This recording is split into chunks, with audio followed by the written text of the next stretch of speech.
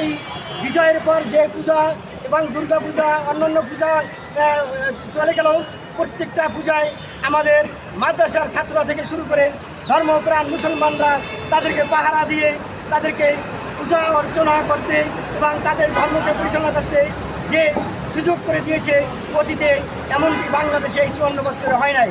এটা একটা দৃষ্টান্তমূলক, কিন্তু এটা যারা সন্ত্রাস করতে চায় তাদের এটা ভালো লাগে না। সুতরাং তারা দেখছে যে বাংলাদেশ একটি শান্তিপূর্ণ রাষ্ট্রে পরিণত হবে, আর তারা ষড়যন্ত্র করে এটাকে অশান্ত করতে চায়।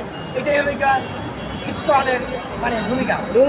তো আমি একটা প্রশ্ন করছিলাম যে কিছু রাজনৈতিক দল নাকি মায়া কান্না করতেছে চিন্ময় দাসকে গ্রেপ্তার বিষয়ে, তো আপনি রাজনৈতিক দল হিসাবে কি বলতে চাচ্ছেন ওনাদের কান্না?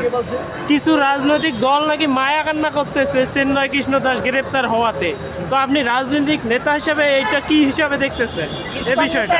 ইসকন নেতা একজন সন্ত্রাসী লোক, তাকে গ্রেপ্তারে যারা সহানুভূতি দেখাবে তারাই বুঝতে হবে তারা দেশের শত্রু, তারা দেশের মিত্র নয়, তারা অবশ্যই মায়া কান্না করতেছে বলে আমি মনে করি।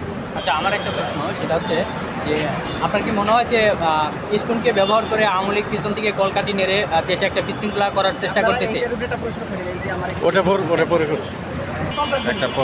হাজার হাজার লোক কোথা থেকে আসে? এগুলো সব আওয়ামী লীগ, যুবলীগ, ছাত্রলীগ। আমরা নিশ্চিত।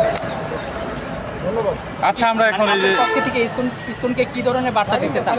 আমরা ইসকনকে বার্তা দিতে চাই বাংলাদেশ একটি শান্তিপ্রিয় দেশ, এবং প্রয়োজনে আপনারা নিশ্চয়ই দেখছেন জুলাই আগস্টের আন্দোলনে আমরা কিভাবে স্বৈরাচারকে হটিয়ে দিয়েছি।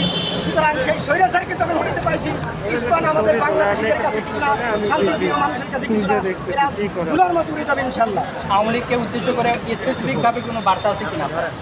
আওয়ামী লীগকে উদ্দেশ্য করে আলাদাভাবে কোনো বার্তা আছে কিনা? আওয়ামী লীগকে আমি বার্তা দিতে চাই, আপনারা অনেক অঘটন ঘটিয়েছেন। আপনারা গত 17 বছর নিপীড়ন নির্যাতন করে গণতন্ত্রকে ধ্বংস করেছেন, মানবাধিকারকে ধ্বংস করেছেন, এবং এদেশের দিনের ভোটকে রাতে নিয়েছেন। আপনারা এমন এমন দৃষ্টান্ত স্থাপন করেছেন যা বাংলার ইতিহাসে কালো অধ্যায় হিসেবে রচিত থাকবে। আপনারা পুনরায় সেই অধ্যায় আবার সূচনা করতে চান না, কারণ আপনাদের সেই অধ্যায়কেই ইতিমধ্যেই বাংলার মানুষ শেষ করে দিয়েছে।